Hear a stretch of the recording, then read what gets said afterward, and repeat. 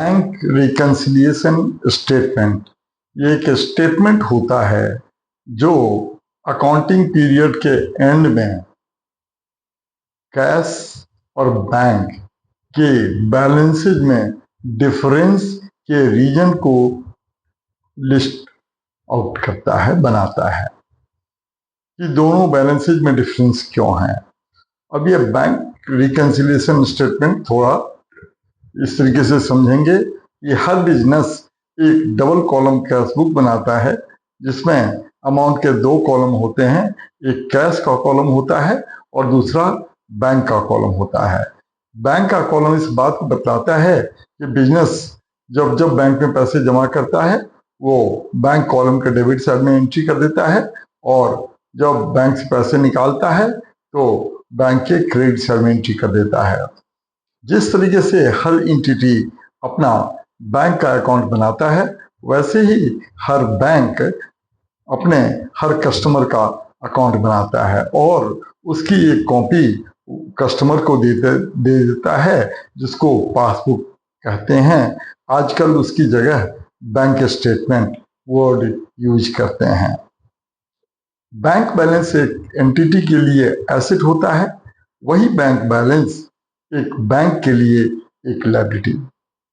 तो ऐसे समझेंगे कि कैश बुक का डेबिट बैलेंस, पासबुक का credit balance equal to favourable balance equal to bank balance. इन चारों का मतलब सेम होता है।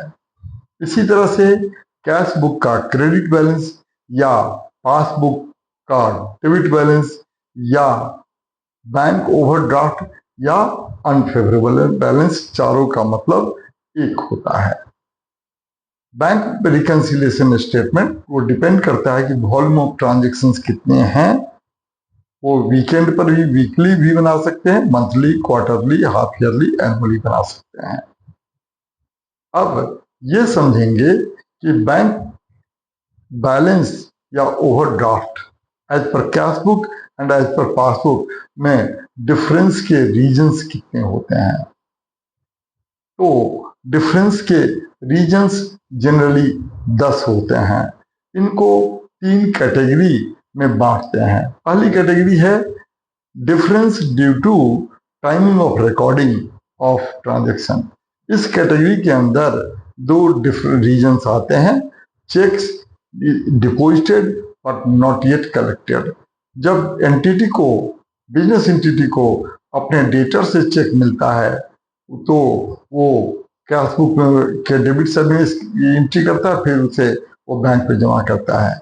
बैंक उसे क्लियर करने में थोड़ा टाइम लगाता है, 2-1 दिनों का टाइम लगता है। इस बीच में अगर कैश बुक और पासबुक का बैलेंस देखे तो उसमें डिफरेंस आ सकता है। इसी तरह से cheques issued but not presented for payment.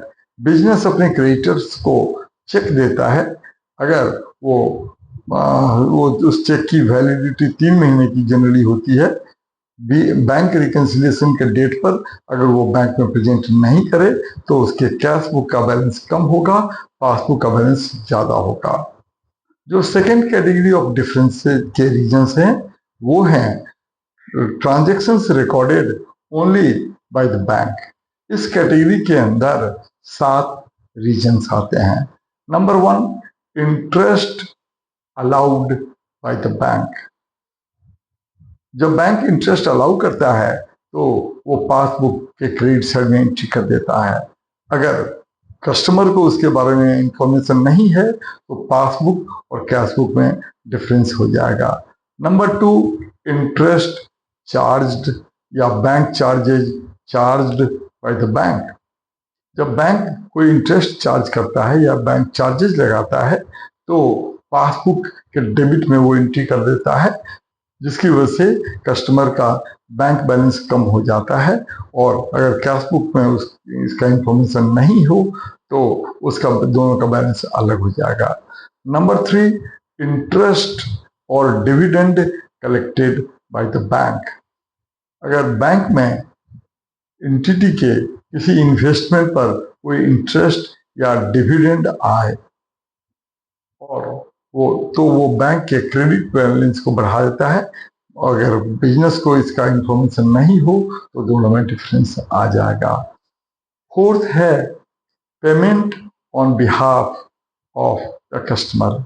Customer के बिहाफ में अगर बैंक कुछ पेमेंट कर देता है तो कस्टमर को इंटीमेशन मिलने तक उन दोनों में डिफरेंस रहता है। Number 2, amount collected by the bank. अगर कस्टमर के बिहाफ में बैंक कोई अमाउंट कलेक्ट करता है तो बैंक बैलेंस बढ़ता है, लेकिन कैश बुक में उसका इंफॉर्मेशन आने के बाद ही वो रिकॉर्ड होता है। अब आते हैं चेक्स या bill discounted by the bank dishonoured. ये कॉन्सेप्ट समझना जरूरी है। जब बिल्स रिसीवेबल बिजनेस को अपने डेटर से मिलता है, वो बैंक से डिस्काउंट करा लेता है और उसी टाइम पर वो कैश बुक में अपना बैंक बैलेंस बढ़ा देता है, लेकिन बैंक पासबुक बैलेंस तब बढ़ाता है जब मैच्योरिटी पर वो बिल को कलेक्ट कर देता है। अगर उस टाइम पर बिल का डिसऑनर हो जाए तो डिफरेंस हो जाएगा। इसी तरीके से bill collected by the bank, अगर कस्टमर बैंक को बिल कलेक्ट करने के लिए देता है तो बिल कलेक्ट होने के बाद बैंक उसके पासबुक को क्रेडिट करता है और उसका इंफॉर्मेशन कस्टमर को मिलने के बाद ही वो उसे क्रेडिट करता है। इस बीच में दोनों का डिफरेंस होता है। और थर्ड कैटेगरी ऑफ जो डिफरेंस है वो एरर। कैश बुक के डेबिट में या क्रेडिट में, पासबुक के डेबिट या क्रेडिट में कोई एरर या ओमिशन हो जाए तो डिफरेंस आ जाता है। अब बैंक रिकंसिलिएशन स्टेटमेंट बनाने के 4 मेथड्स होते हैं। Number 1, balance as per cash book. Number 2, balance as per passbook. Overdraft as per cash book, overdraft as per passbook. ये 4 तरीके से बैंक रिकंसिलिएशन स्टेटमेंट बनते हैं। अब इसके बनाने का फॉर्मेट भी 2 होता है। एक में डिटेल्स लिखते हैं, फिर फाइनल फिगर लिखते हैं। ये फॉर्मेट जरा कम यूज होता है। दूसरे फॉर्मेट में ऊपर में ऑर्गेनाइजेशन का नाम लिखते हैं, उसके नीचे कैपिटल लेटर में बैंक रिकंसिलिएशन स्टेटमेंट लिखते हैं, उसके नीचे एज, एट या एज ऑन लिख देते हैं, फिर particulars, plus rupees, minus rupees. अब अगर balance as per cash book या पासबुक हो, अमाउंट को बैलेंस प्लस कॉलम में लिखना चाहिए, और ओवरड्राफ्ट हो एज पर कैश बुक या पासबुक, उसको माइनस कॉलम में लिखना चाहिए। अब हर ट्रांजैक्शन को देखेंगे और 3 क्वेश्चन का जवाब ढूंढेंगे कि उस ट्रांजैक्शन का मीनिंग क्लियर हो। मीनिंग क्लियर करके उसको पर्टिकुलर में लिख देंगे। फिर दूसरा कि वो ट्रांजैक्शन किसे इफेक्ट कर रहा है, कैश बुक को या पासबुक को। और तीसरी बात, क्या इफेक्ट कर रहा है, इंक्रीज या डिक्रीज। हम मान लेते हैं कि balance as per cash book मिला रहे हैं, मतलब हमें पासबुक से बैलेंस को मिलाना है। अब किसी ट्रांजैक्शन की वजह से पासबुक का बैलेंस इंक्रीज हो तो प्लस में लिखेंगे, डिक्रीज हो तो माइनस में लिखेंगे। और अगर पासबुक के साइड से बना तो कैश बुक से बैलेंस मिलाएंगे, कैश बुक का बैलेंस इंक्रीज हो तो प्लस में, डिक्रीज हो तो माइनस में, ऐसा लिखते हैं।